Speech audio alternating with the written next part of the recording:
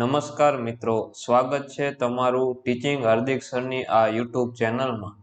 તો મિત્રો આજે આપણે ધોરણ 6 માં વિષય હિન્દીમાં એનો પાઠ 9 એટલે કે પાઠ 9 છે મમતા, તેના સ્વાધ્યાયના દરેક પ્રશ્નોના આપણે જવાબ જોવાના છીએ। તો ચાલો શરૂઆત કરીએ। प्रश्न 1, प्रश्नों के उत्तर लिखिए। पहलू ममता को प्रत्येक लड़ने वाले सैनिक से नफरत क्यों थी? एनो जवाब कि शेरशाह के सैनिकों ने ममता के पिता का वध किया था। उसी घटना के कारण ममता को प्रत्येक लड़ने वाले सैनिक से नफरत थी। बीजू, ममता की झोपड़ी में आश्रय मांगने कौन आया? हुमायूं आश्रय मांगने के लिए ममता की झोपड़ी में आया। तीजो, अकबर ने अष्टकोण मंदिर कब और कहाँ बनवाया? न जवाब, ममता ने हुमायूं को झोपड़ी में आश्रय दिया था। वहां से हुमायूं ने विधवा की झोपड़ी के स्थान नया घर बनवाने का आदेश दिया था। वर्षों के बाद हुमायूं का पुत्र अकबर को पता चला तो उसने वहां एक स्मारक बनाना चाहिए ऐसा सोचा। इस प्रकार पिता की याद में झोपड़ी जगह पे 47 वर्षों के बाद अष्टकोण मंदिर बनवाया। त्यारबाद चौथो, घोड़े पर सवार होते हुए पथिक ने मिर्जा से क्या कहा?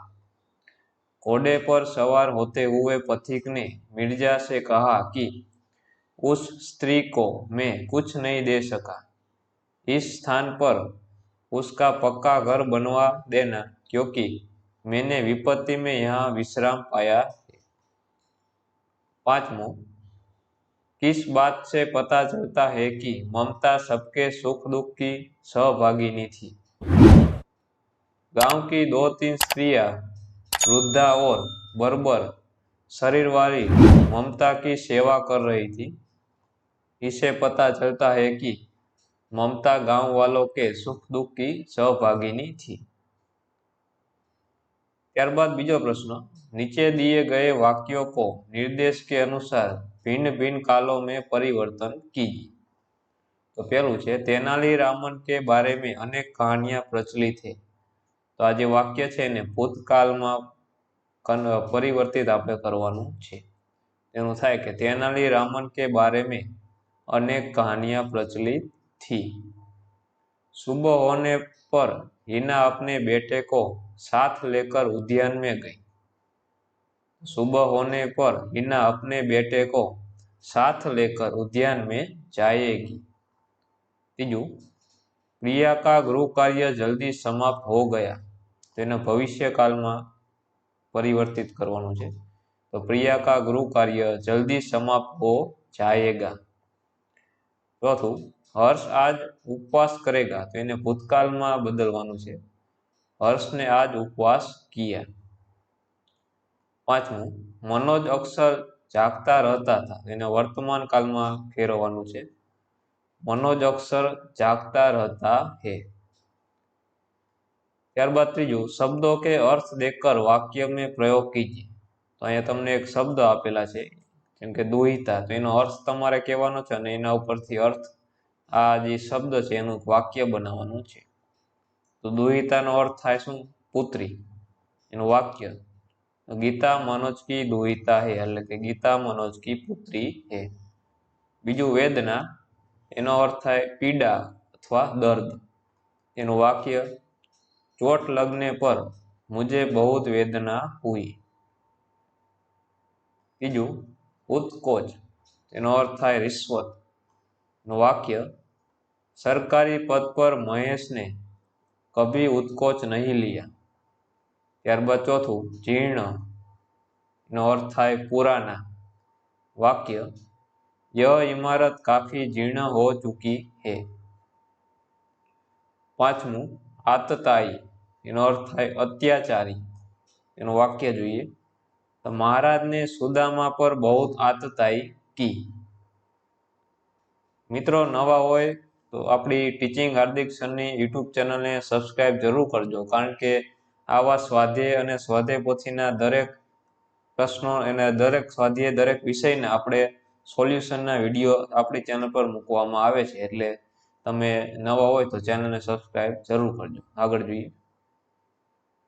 चौथुं, नीचे लिखी कहानी एक वचन में है, इसे बहुवचन में लिखकर उच्च स्वर में पढ़िए। एक चिड़िया पेड़ पर रहती थी, उसका घोंसला जंगल के पास था। घोंसले में उसके 3 बच्चे थे। वह अपने बच्चों के साथ रहती थी। एक दिन एक शिकारी वहां आया। वह चिड़िया को मारना चाहता था। चिड़िया ने बच्चों को घोंसले में सिर नीचा कर बैठने को कहा। वह खुद वहां से उड़ गई और पत्तों में छिपकर बैठ गई। शिकारी चिड़िया को न देख वहां से चला गया। तो आज फकरो है तेनु आपणे बहुवचन करवानुं छे। तेनो उत्तर जोईए। अनेक चिड़िया पेड़ पर रहती थी। उनके घोंसले जंगल के पास थे। घोंसले में उनके 3 बच्चे थे। वह अपने बच्चों के साथ रहती थी। एक दिन कई शिकारी वहां आए, चिड़ियों को मारना चाहते थे। चिड़ियों ने बच्चों को घोंसले में सिर नीचे कर बैठने को कहा। वह खुद वहां से उड़ गई और पत्तों में छिप कर बैठ गई। शिकारी चिड़ियों को न देख वहां से चले गए।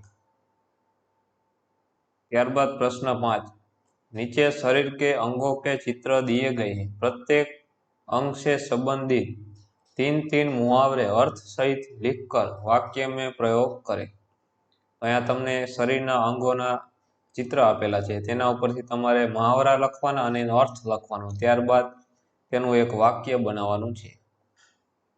तो आँखों का तारा એટલે આમાં આંખ આવી શબ્દો આંખ આવે છે। આંખો का तारा એનો અર્થ થાય बहुत प्यारा। એનું વાક્ય मेरा बेटा मेरी आंखों का तारा है। बीजू आंख दिखाना એટલે કે એનો अर्थ થાય डराना।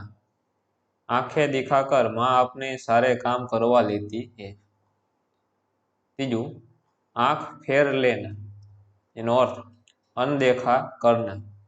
वाक्य कुछ लोग काम निकलते ही आंख फेरने लगते हैं। त्यारबाद बीजू चित्र छे कान। एमां जोईए के कान पकड़ना एनो अर्थ थाय माफी मांगना। एनु वाक्य चोर ने अपने कान पकड़ लिए। कान फूंकना अर्थ दीक्षा देना। एनु वाक्य उस बाबा ने रामलाल के कान फूंके थे। कान में तेल डालना एनो अर्थ सुनकर अनसुना करना। एनु वाक्य जोईए रवि तो कान में तेल डालते रहता है।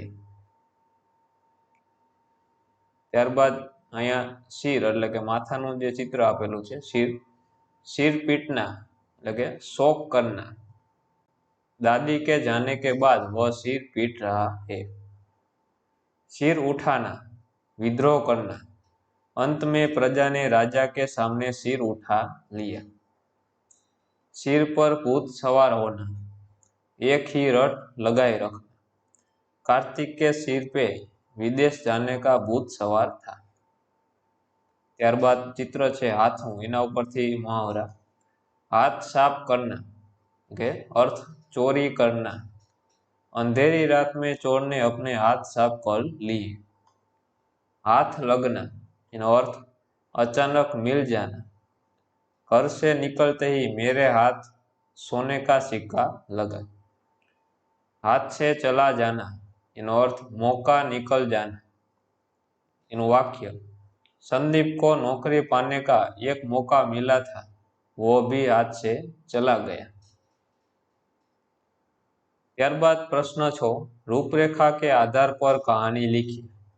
तो अहींया तमने आ रूपरेखा एक आपेली छे कि एक निर्दयी राजा, गुलाम को दंड, गुलाम का जंगल में भाग जाना, सिंह से भेंट, सिंह के पैर में कांटा निकालना, सिंह से मित्रता, गुलाम की गिरफ्तारी, फांसी की तैयारी, उसे भूखे सिंह के सामने छोड़ना, सिंह का स्नेहपूर्वक व्यवहार, दोनों की रिहाई और सीख। छेल्ले तमारे एक सीख देवानी कि आ जो कहानी है तेना उपरथी शुं सीख मळे। जोईए कहानी। कई साल पहले एक राज्य में बहुत ही क्रूर और निर्दयी राजा रहता था। उसके पास कई गुलाम थे। वे उन गुलाम से मजदूरी करवाता था। एक बार एक गुलाम ने राजा के महल से चोरी की। राजा को बहुत ही गुस्सा आया और राजा ने उसे दंड देने का आदेश दिया। दंड के डर से वो गुलाम जंगल में भाग गया। वह जंगल से जा रहा था, तभी उसने एक सिंह की आवाज सुनी। वह सिंह को ढूंढने लगा। अचानक सिंह उसके सामने आ गया। उसने देखा कि सिंह के पैर में कांटा लगा है। गुलाम ने सिंह के पैर से कांटा निकाला। बाद में सिंह और गुलाम के बीच दोस्ती हो गई। राजा के सिपाही ने गुलाम को पकड़ लिया। राजा ने गुलाम को मौत की सजा सुनाई। राजा ने सिपाही से कहा कि इसे भूखे सिंह के सामने डाल दिया जाए। सिपाहियों ने जंगल में से एक सिंह को पकड़ लिया और उसे एक पिंजरे में बंद कर दिया। बाद में उस गुलाम को भी वह पिंजरे में बंद कर दिए। वह सिंह बहुत ही भूखा था, लेकिन उसने गुलाम को कुछ नहीं किया और गुलाम के साथ स्नेहपूर्वक व्यवहार करने लगा, क्योंकि यह वही सिंह था जिसके पैर से गुलाम ने कांटा निकाला था। राजा और सिपाही यह देखकर दंग रह गए। राजा ने सोचा कि जंगल का राजा इतना दयालु हो सकता है तो मैं क्यों नहीं। बाद में राजा ने सिंह और गुलाम की रिहाई कर दी। तो आज ये कहानी એટલે કે વાર્તા છે તેના ઉપરથી શીખ શું મળે? तो कोई भी पशु कितना भी खूंखार हो, लेकिन वह अपने साथ किए गए उपकार को कभी नहीं भूलता। ત્યારબાદ પ્રશ્ન 7, चित्र के आधार पर कहानी लिखी। અને તમને અલગ અલગ 6 चित्र આપેલા છે। આ ઉપરથી તમારે કહાની એટલે કે વાર્તા બનાવવાની છે। જોઈએ। एक बार गर्मी के मौसम में एक बुढ़िया लकड़ी के सहारे गांव से जा रही थी। उसे दूसरे गांव जाना था, लेकिन गर्मी बहुत थी। गर्मी की वजह से वह बुढ़िया बहुत ही थक गई थी। उसे प्यास भी लगी थी। वहां से निकलने वाले लोगों को उस बुढ़िया ने आवाज लगाई, लेकिन कोई उसकी आवाज सुन नहीं रहा था। सभी लोग वहां से चले जा रहे थे। तभी वहां अचानक एक छोटा लड़का आया। लड़के को बुढ़िया की हालत देखकर तरस आया।